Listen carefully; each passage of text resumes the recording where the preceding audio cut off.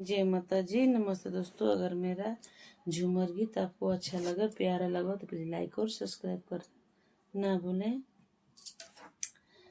सासू हो दिले, सासू हो दहेज लिहले बाड़ो, गेन गेन के बदला ले चुन के ना।